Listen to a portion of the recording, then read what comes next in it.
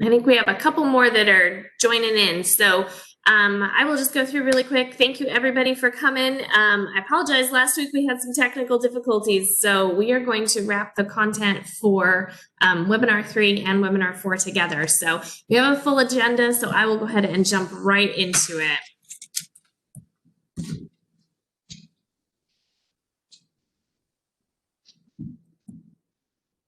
All right, so we're going to do a quick recap of workshop number 2. And then I have a couple of community success stories and kind of the direction that the community is going that I want to share with everybody. And then we'll work into our environmental plan and setting SMART goals. And finally, we'll wrap up the day with next steps. So what do you do after you completed the workshops? All right, so really quickly, a recap from last time, we had Jared Combs who came and presented from CDE, and he talked about energy efficiency and different ways that you can use the programs that TVA and CDE or whoever your local power provider might be. Apologize, I have our teacher for today is text messaging me, so I'm going to quickly send a text message to him so that he is able to join this meeting.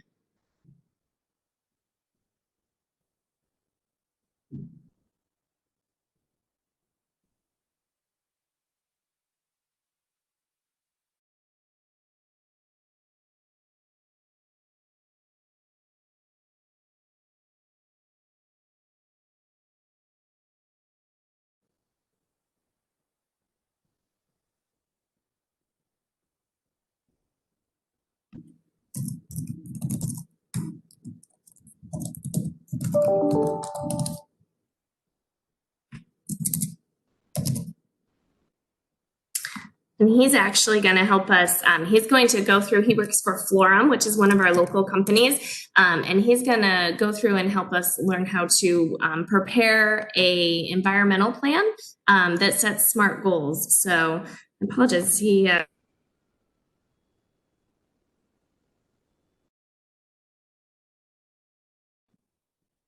Perfect. Okay, so I sent that. Let me come back and share my content with you.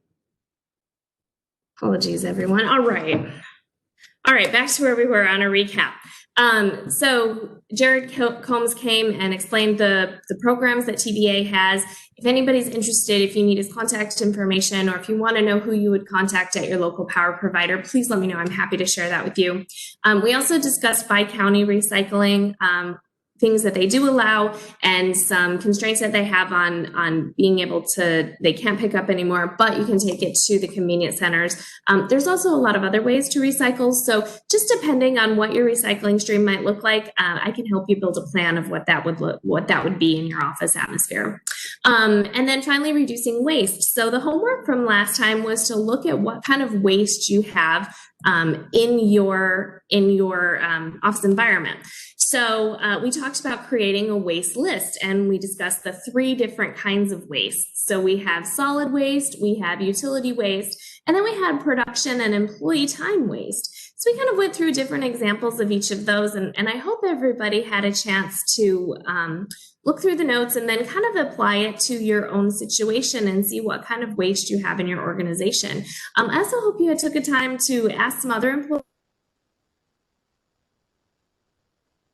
and really keep that in mind of what you saw and how it's going to relate today when we start talking about your environmental policy. So I really encourage you just kind of have that waste list in the back of your mind as we get into that section of today's webinar. And then I wanted to take some time to kind of go through, and I know in our first 2 webinars, we talked a lot about the challenges that are in the community, but I really wanted to highlight some of the successes that we've had as well, because we are going great places and we've done some really great things over the last couple of years. So here's just a couple of the headlines. I'll give you a little more details on each. The first one is the TVA Gold Sustainability Community. So this is something that TVA has. It's actually kind of similar to the Green Certification Program. They have a list of requirements, and then depending on what you've achieved, they give you either it's silver, gold, or actually I think they have a bronze, silver, gold, and platinum. And so you can kind of work your way up. And so we're at the gold level. We achieved that end of 2017, first part of 2018. So we're really, you can only apply every 3 years. So I'm not sure if we're going to be able to apply for platinum. It has a lot of recycling goals, so we have to see if we were able to achieve that to apply for platinum this year, or if maybe we need to wait the next 3. So very exciting on that. And then CMCSS has the largest alternative fleet buses in the state. And so the alternative fuel for CMCSS is propane. So they actually, I think they're at 26 buses right now that are running propane, much better for the environment. And every time they bring on a propane bus, they actually are doing this through a grant, and they're required to take a diesel bus off the road. So that's really encouraging. And they continue to grow that fleet. Each year, they're continuing to grow that fleet, which is fantastic. Clarksville Transit is another one. They have over half of their fleet is now diesel hybrids. Also, same thing with that fleet. They continue to add new ones each year. And this year, they actually, in this photo, you can see it, they actually put solar panels on 11 of 8 of those shelters were brand new that they hadn't had out before, but they actually retrofitted another 3 to include the solar, which is fantastic. That means there's no pull at all. These are not connected to the grid. They are powering themselves. So if you happen to be out, definitely check out the bus shelters. Those are really cool.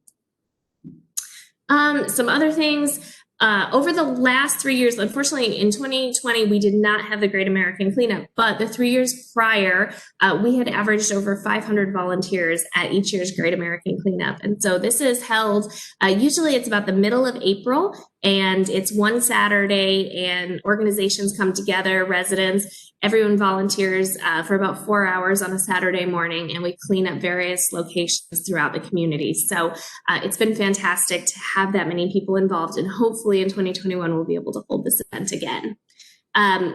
Cleanest Air, one of the cleanest airs for Montgomery County and the entire state of Tennessee, which is fantastic and very important to the health of the community. And then Montgomery County received the 2018 Governor's Environmental Stewardship Award. That was for, they completed a retrofit and an upgrade of county buildings. That was through a partnership with Siemens. And so that actually saved not only energy, but they also made changes that saved the amount of water. So this was a monetary savings that the county sees. So that obviously is a direct program. Won the 2019 Local Government Recycler of the Year from the Tennessee Recycling Coalition. So that's actually the photo on that's on the right there. So that was a great award and kind of recognition of what we've been doing in the community. So that's kind of some things that have happened just in the very recent time. But looking ahead, I wanted to point out some things that we are going after, some initiatives that are happening right now.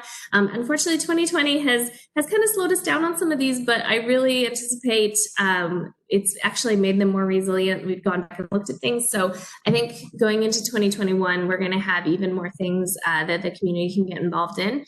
The first one is composting. Karen with Austin P is on the call. She actually is working with us.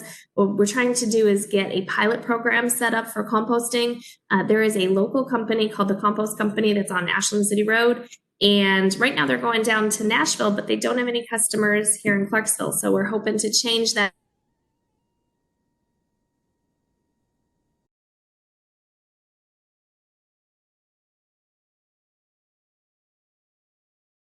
So coming up middle of next month, we're actually going to do a solar power education series for residents. Over the last 6 months, we've seen a lot of new solar power companies coming in that have pretty heavily been soliciting new customers in Clarksville. And the local power companies have seen some people with a lot of questions and some misinformation out there. So we're actually going to hold a webinar with some solar power educators. So if anybody's interested in that, please let me know. I will send that invite out to everybody that's associated with the Green Certification Program. So definitely look for that coming up.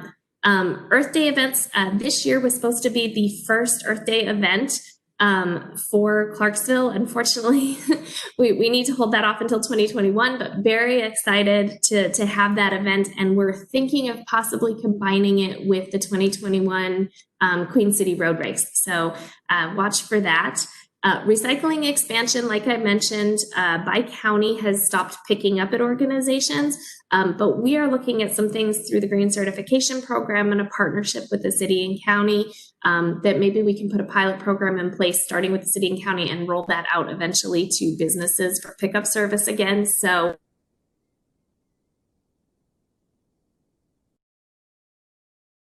definitely a big part of the program. The electric car test drive event, if Riverfest happens next year, this will be included with that event. The Drive Electric Tennessee actually brings a fleet of electric cars out and has them available for people to come and test drive, ask questions. It's a really great way to learn about what electric vehicles are and kind of dispel some myths about them. And then the last is a greenhouse gas inventory or greenhouse gas emissions inventory for the community. That's something I'm working on through the Green Certification Program and through the Sustainability Task Force.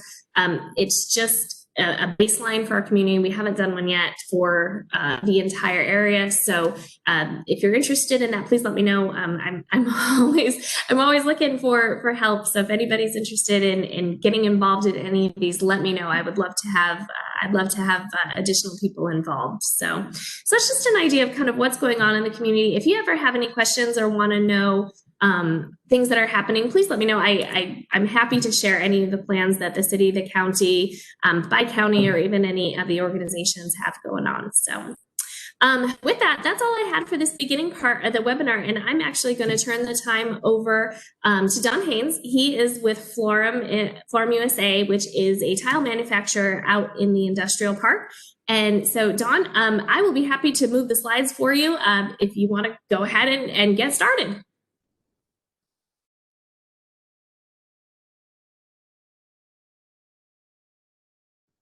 Don, I think you're muted. Let's see. How's that? There you go. Good. I turned on the video, but not the mute. Glad to see everybody here today. I think that this will be a productive day, I hope. You've talked in the past about your environmental policies and whatnot. We're going to build on that. So as building your environmental plan, view it as a target. It's if you don't know where you're going, how can you get there? So it's not dyed in the wool. Also recognize that as you progress along, you learn more, things change, it will change. It's a living document, okay? It'll contain just your standard information about the organization, who, what, when, where, the environmental policy statement that you've already prepared, a list of your key operations and activities. Don't get tied up in the weeds. Keep this pretty broad. It's a manufacturing process. Say you have multiple departments. Don't get into each and every activity in every department. If you're an office space, you have office activity, lunch activity, perhaps delivery, perhaps service. Keep them broad. Your aspects and impacts, we'll get into those here in just a minute. Your priorities for immediate and future action. As you consider your priorities, consider where you can make the most impact and consider what's the easiest to do. You want some successes up front so you can sell the harder stuff later. If management's not in, it's going to be difficult, so let's get management in with some successes. Then your objectives and targets, and we'll talk more about those later too. And Carly will give you a template to make this as simple as can be. Aspects and impacts. Think of it as cause and effect. Aspects are how your activities interact with the environment. In a manufacturing world, it's easy. We burn natural gas. It has emissions. It could be an indirect activity. Your supply chain providers. You may be an office space, but you use paper. Paper requires emissions to manufacture. It requires emissions to deliver to you. So there's that indirect approach. Energy, waste, noise, odor, and vibrations, just your standard objectionable things. Controlling your aspects. I love the 5 whys. I use it all the time. It's great with your children if you've never tried it. Work all the way from I got caught speeding. Why? Well, I was late for work, so I sped. Why were you late for work? Because I got up late. Why? Because the alarm clock didn't work. Why? Because the batteries were dead. Why? Because I forgot to replace them. So your solution then is to get an alarm clock that plugs in or have a schedule to replace the batteries. You can do the same for everything in the factory, in your workspace. You have a waste. Why? Why? Why? To work down through, how can you prevent that waste? How can you eliminate that waste? How can you recycle, reuse, anything but dispose of that waste? Okay.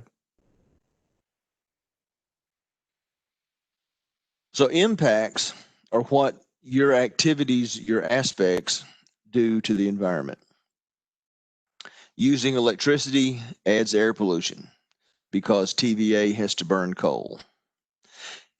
As an aside, TVA burns a lot less coal than they used to. Their fleet is becoming very, very clean. The we're looking at putting in an electric generator here to make our own electricity at Florham, and natural gas, pure natural gas combustion is marginally cleaner than TVA. They're burning so little coal now. That was exciting news for me. Also, it didn't help me trying to get my plant in, but it was exciting news for me nonetheless. Recycling, the impact of that is it reduces the need for material production, which reduces emissions, secondary emissions. Improperly disposing of chemicals contaminates the water supply. You've seen printed on the grates all around town, the stormwater grates, direct to river. Well, there's nothing between that grate and the river except a pipe. So what goes in there goes to the fish. We try to avoid that. And product packaging that's non-recyclable could increase waste entering the landfill. The wood waste is a huge problem across America. In Montgomery County is no different in that it generally, a pallet, a crate is a one-time deal. We're trying to get them into the reuse market, but there's a lot of non-recyclable waste there. So anything you can do to prevent one-use packaging is an advantage. Objectives and targets. The objective is the overall goal arising from your policy statement. Cleaner air. Target is a detailed, measurable performance goal related to that objective. How are you going to make the air cleaner and how much cleaner?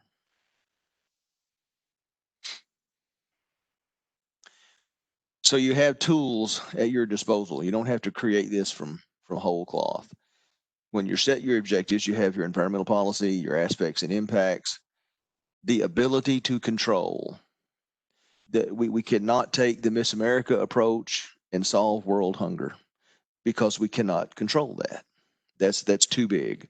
So it has to be something that's manageable, that you can actually control, things that are within your realm, not things that, if your suppliers are wholly independent and you can't bend them to your will, then that's probably not a good objective at the moment. Tracking and measurement. If you can't track it and measure it, it didn't happen. So don't create new things to track and measure. Use your electric bill, use your water bill, use your solid waste disposal bill. Legal requirements. Those are important for manufacturing. They're important for construction. They're less so for an office environment. They're less so if you don't actually have processes that create waste. Technological options. Where can you eliminate paper? Where can you use technology to improve processes, to streamline processes, to avoid errors? Like we've had one in the past, Technological Option, a different company in the past that used routing software for service people to minimize miles driven through the day to connect all the different service options. And it was smart enough that if an emergency came up in the middle of the day, it would reroute and accommodate that and still minimize miles traveled. So technology is a good friend. And then the views of your stakeholders and interested parties. How much political clout can you sway because your stakeholders or parties want you to be greener? Or is there no interest in it at all? I mean, I have owners here that are very, very interested in it, so that hence we're looking at our own electric generation to be cleaner, not necessarily to be cheaper, just to be cleaner. Okay. What is the budget for this objective? Budgets. Budgets are fascinating things. Oftentimes you'll find that for a task like this, you won't get a budget. It'll just be make it happen, which is why I mentioned earlier, go back to the low-hanging fruit, to use an overused phrase. What's easy to do? What can be done without budget? What's just a process change? What's a mindset change? Things that don't require you to spend money. So you can get those victories up front. The less money you spend, then the more you can spend later once people see the value of it. Is it going to, then who will monitor that objective?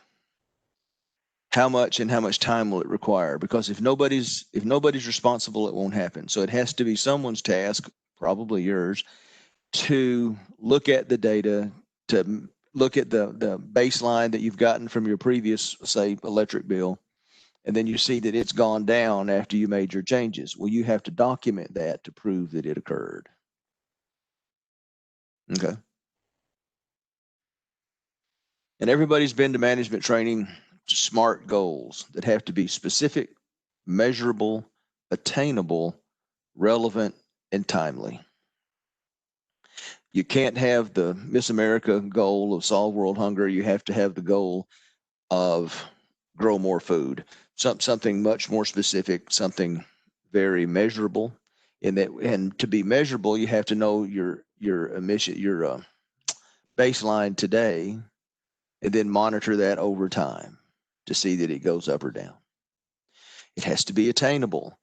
You have to have a goal that's within the realm of technology, that's within the realm of possibility, that can actually be achieved. Yeah, it's kind of one of these things. It's a bit to our advantage, I think, in this market right now, to underpromise and overdeliver. Pick a smallish goal and pound it so that then you can have more victory to use later. It has to be relevant. We don't want to set human resources goals in this effort. We want to set environmental goals or sustainability goals. And timely. You have to put an end to it. We want to be 10% reduced in our electric consumption by the end of 2021. You need a window. Now, make sure that window is far enough out that you've got time to make the changes that need, to let those changes settle into the workforce so that they can actually be achieved. That change comes slowly, but you do have to put an end to it, or you'll just struggle forward forever and never get anywhere. Okay. Baseline. That's important. If you don't know where you start, then you don't know if you've improved or not. So, like I said, go to your existing data. It be that your electric bill, your water bill, your solid waste bill, or if you have internal data, how much copy paper have we ordered monthly for the last couple of years? Well, we're going to go to double-sided copies is one of our goals. So then you can track how your use of paper has gone down. Get that from purchasing. So you can have various options to set that baseline and then track against it. Like don't create new work for yourself. Don't measure a new thing that has never before been measured. That you may come to that as they get harder down the line, but up front, we certainly don't have to do that. Frequency of reporting. And who cares? Who are you trying to sell? Who are your stakeholders? Who are the people that are interested, that are decision makers, that will let you continue or not with this process? So you have to decide who needs to know. And progress reported here, we report progress both up and out, so that the upper management knows the actions that we're taking and the progress we're making there, and the folks on the floor know that their efforts are making a difference every day. So we broadcast that in both directions. And then how frequently will the reporting take place? It's a dance. I've discovered if you do it too much, people become numb. And if you don't do it enough, then people forget that they're supposed to be doing it. So it's a balance, and that just depends on your folks. We find that I do, in our monthly newsletter, I'll do most months 2 or 3 sentences of, hey, sustainability's thing. This is what's happening. Thanks a lot. And then every quarter, I'll do more like 2 paragraphs on some specific thing. This is where we're improving. This is where we need help, and to not overwhelm them, but to keep it in front of them. Same with upper management. To be honest, I only really report to upper management in detail annually. They expect that it's being done, and they'll, if they get a penalty from the government in the meantime, they know that I've not done it. And so it's, but in terms of real detail, it's just once a year for the top management. Financial savings. How will the savings be used? This can be a good tool. If you can actually get enough money together to do something with it other than just let it flow to the bottom line, it's fun to pull that money out and either do additional sustainability things, or we have the green hot dog roast once a year, where we just have a sustainability lunch and hand out T-shirts and talk about what great things were happening, and do that annually. But so there's a variety of what you can do with that money, be that reward, be that invest in other sustainability issues. That's your particular company's choice.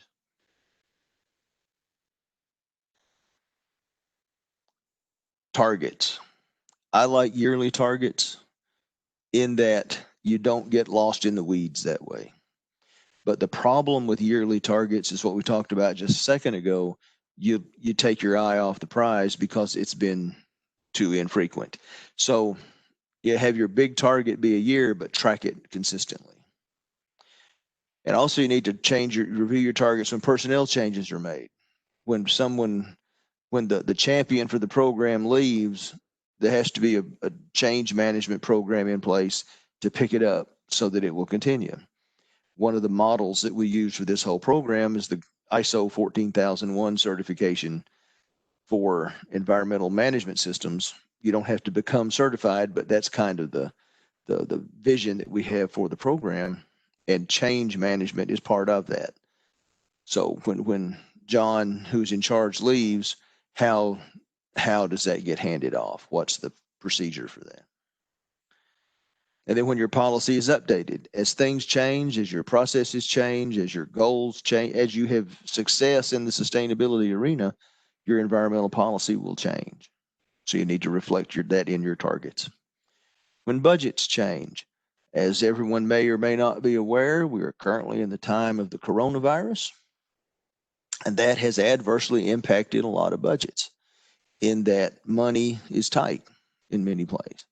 So that does something like the coronavirus with its budgetary constraint, does that adversely impact your sustainability targets in that you don't have the money to spend that you thought you had? So that needs to be addressed on an ongoing basis. And when you experience a growth or reduction period, and this gets to your targets a little bit too, of as you grow, you're going to burn more electricity, say. But that's not bad because you've grown. So you have to look at your targets in terms of growth with growth accommodated. So we look at targets here in terms of energy or water per square foot of tile produced. Is that number, intensity number, going up or down? So that as we grow and make more product, we burn more energy, but we burn less energy per square foot. So that's a tool for us. In the office space, that's a little more challenging. You need to look perhaps at electricity per square foot, per employee, per some sort of quantifiable, unitized approach, so you can look at it over time as things go, as you fluctuate, to accommodate that level of intensity versus just an absolute number that can be misleading.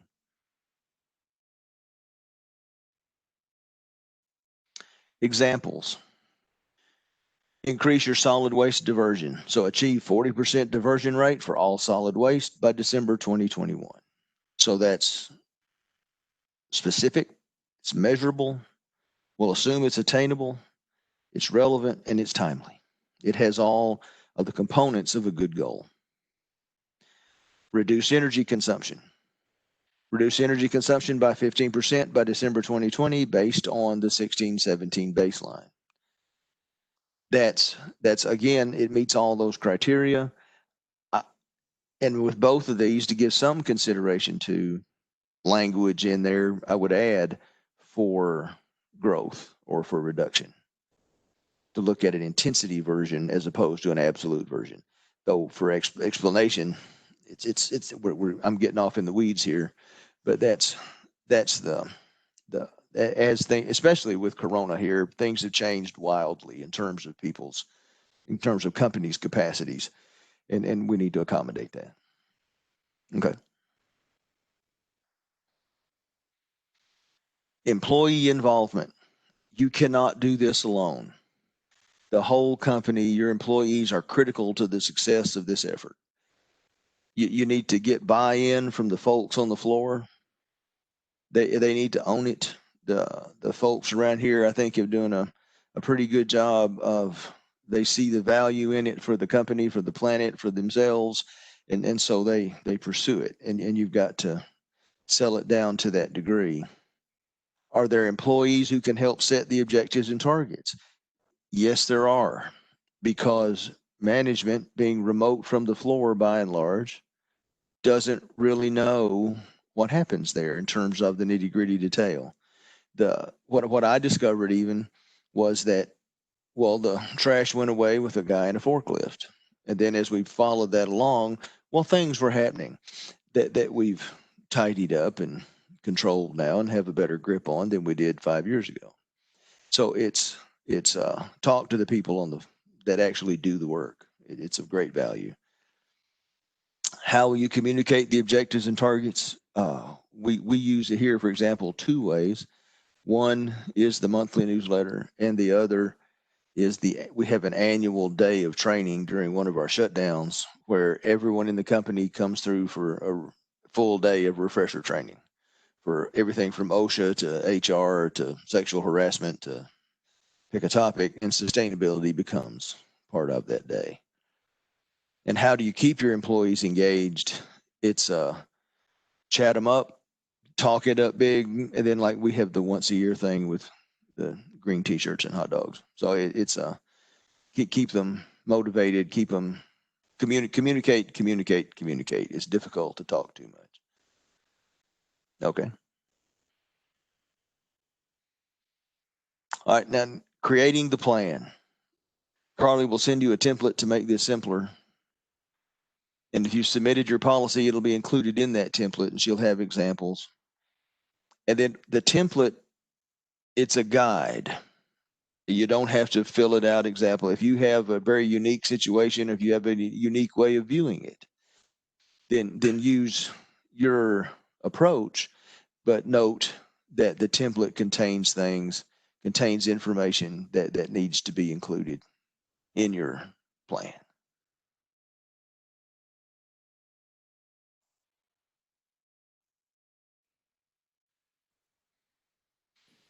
And then Okay, are you gonna do this?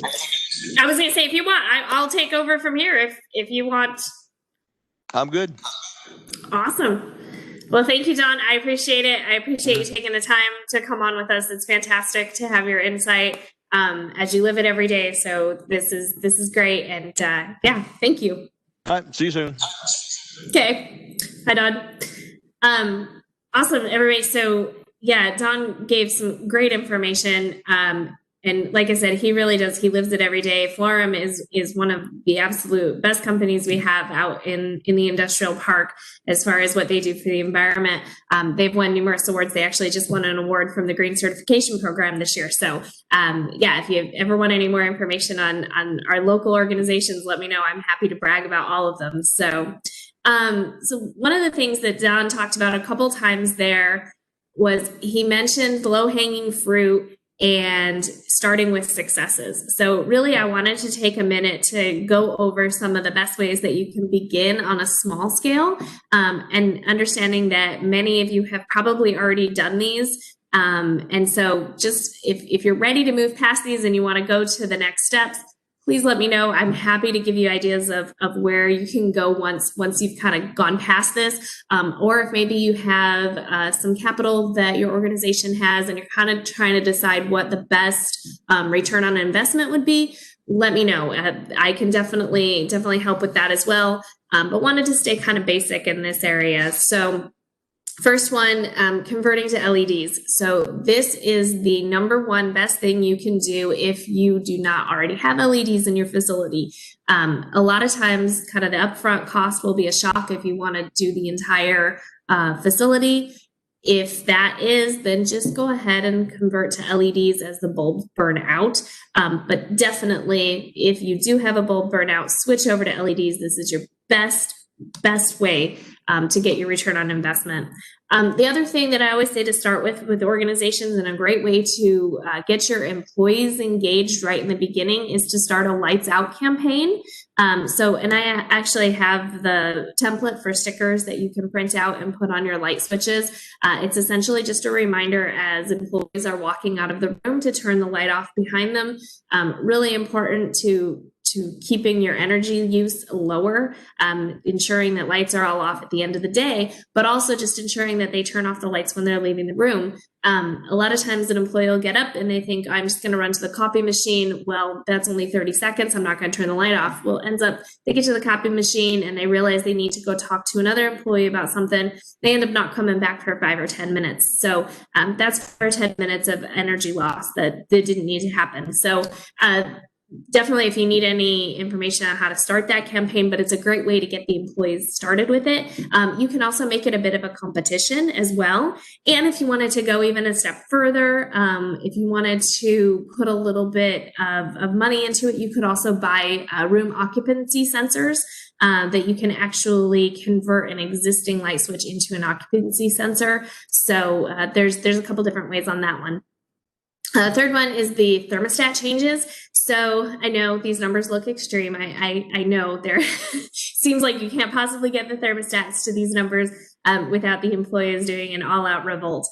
So I definitely suggest if you're looking at the thermostat, start with small changes, 1 temperature degree, and slowly work your way here.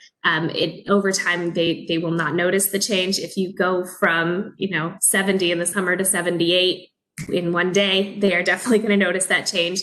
But do it slowly. And honestly, even if you go 1 degree in either direction in summer and winter, so in the summer, if you have your thermostat set at 70 and you go to 71, you will see a savings. It's about 3% savings per degree. And really, when you get up to 75 to 78, that's when you really start seeing the savings, because it just won't click on as often in the lower numbers. It still will. Like I said, 3% is the average about per degree you go. Make sure you power down at night. This includes your surge protectors. So if you have computers plugged into surge protectors, they are still drawing a load, even though you turn off the computer that's on the surge protector. Go ahead and just take the extra step and turn the surge protector off as well. It works really well if you can put the surge protector kind of up next to the computer so employees don't have to bend down. It is a small savings, but again, if you did it throughout the entire facility, it will be a larger savings. This is a great opportunity to get rid of your single-use bottles, anything that you might have in your kitchen facility. So I'm talking plastic forks, paper plates, and then anything that you have that's styrofoam. So this is a huge waste generator. If you have a break room, that is where you're going to see a lot of waste coming out of. So if you can provide your employees with reusable items, a reusable coffee cup, reusable mugs that stay in maybe the cupboards there, reusable plates and reusable silverware, it's a great option to reduce the waste that's coming out of there. And then you can also set up maybe a dishwasher routine so that you know we're going to run this at 10 every morning and we'll wash the dishes. Yes, there is a little bit of extra work with having to do the dishes, but again, you'll see the savings in the amount of waste that you're generating. It'll be night and day of the amount of waste that you're taking out of your break room. Go electric or electronic. So this is a huge way to reduce the amount of waste that you have, especially in an office atmosphere. We deal so much with paper that is just the number one thing that you'll see in trash cans in office. So anytime that you can look at your daily tasks and say, is there a way that I can do this on the computer? There probably is. So 10 years ago, it was just getting started with going electronic. Today, we're at a place where pretty much anything you'd want to do, there is a way to get to do it electronically. Probably the only thing that I can think of is if you have a regulatory agency or the state that requires a hard copy of a form. Other than that, pretty much everything can go electronic. It's just deciding how you want to do that, if you want to use software or if you want to have your employees type it in. Just depends. Again, if you have a specific situation you'd like me to look at, I'm happy to help you go through that, kind of look at different ways that could be done, the amount of time or the cost that it would take. So again, definitely it pays off in the reduction of paper waste and the amount of paper and printing that you're doing. Start a recycling program. So like I said, this is something that does take a little bit of work because of the situation we're in with Pike County not picking up. You will need to get it to the convenience centers, but this has a huge environmental impact of keeping that material out of the landfill. So if you're interested in starting a recycling stream, happy to help with best type of containers, how to get it to the convenience center. I will say this is a great one to engage your employees in. More than likely, you have an employee that either lives near a convenience center or drives by one. Perhaps it's something that they would be willing to help out and take it. Maybe it could be something that rotates around through employees and they take it during a lunch hour. So there are options there. Again, happy to help you create a plan on that one. And then the last one is a little bit different. And it's something that I know a lot of times we get so focused on inside the facility that we forget the outside grounds. And so a really easy one is to just once a week go and walk the grounds, go outside and make sure there's no litter, make sure there's nothing that's causing any kinds of contamination on your property. Just double check your parking lot, make sure that there's been no spills, things like that. So you could do it more frequently. You could do it, once a day. It's really up to you and your schedule. Again, it'd be a great time to get your employees out. Possibly, if you have a large facility, possibly do it as a walk. If you don't and you just have an office, maybe you want to get the employees more engaged and you want to expand it past your property and take on a block that is near your property and clean up litter for an entire block over a lunch hour. There's a lot of ways that you can get people involved to help out, but definitely at the very least, make sure you're focused on your one property and make sure there's no litter there. All right, everyone. Okay, so that kind of concludes the environmental policy and plan statement. So at the point you're at right now, we have completed the workshops. So once this is done and you've watched all these and you've been through the workshops, you have completed the first step in the green certification process. The next step is your environmental plan. So I will send you the template again. Keep in mind all the things that Dawn mentioned and keep on your waste list. really, for that, what we're looking for again is that environmental policy statement and then your objectives and targets. So if you want to change the template up, that's totally up to you. Really, I just need those two things back to complete step 2 in the certification. And then step 3 is creating or tracking that goal and the progress that you make towards it. So, and I know it was during webinar number 1, we kind of talked about what those goals could be, and feel free to use the goals that were on the past slide of that kind of low-hanging fruit and success stories to start out. But another thing I want to put out there is to make sure that you consider work that you've already done. So if there were things either on that slide or maybe other things that you've done, whether it be installing low flow toilets or maybe having native landscaping that is drought resistant, those are things that you can already get credit for, and it shortens the amount of time that we need to track. So be thinking about that as well. And what I'll say is, I will get in touch with everybody that has completed this, and I will work with you directly to create that goal and create the tracking. So I'll reach out in the next couple days and we'll set that up. So don't worry, you don't have to do anything there. You'll hear from me, and we'll work on it together. But in the meantime, be kind of thinking about where you might want to start. What goal you'd be interested in tracking, or goals. You feel free. We can definitely track more than one. We can track one. It's totally up to you. So, and in the meantime, be completing your environmental plan as well. And then finally, after you complete the remaining steps, we will celebrate with the green ribbon cutting, which is always fun. A great time to celebrate and look forward to additional sustainability initiatives that you might set. So, everyone, that is everything I have. And I think we're ahead of time, which is great. I know I took extra time on workshop 2, so I'm going to wrap up a little early for everybody, just to be respectful of your time. I do have the chat bar open, and you're also more than welcome to unmute yourself if you're interested. If you have any questions.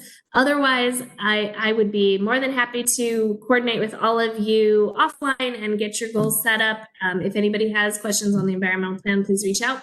I will send everything from today out in a packet along with the video from today, so you have it for your records. I will get that out hopefully tomorrow. So yeah, thank you everybody for participating. I appreciate your time over the last couple of weeks, and I look forward to working with all of you through the program. So enjoy the rest of your week, and thanks so much for attending. Bye, everybody.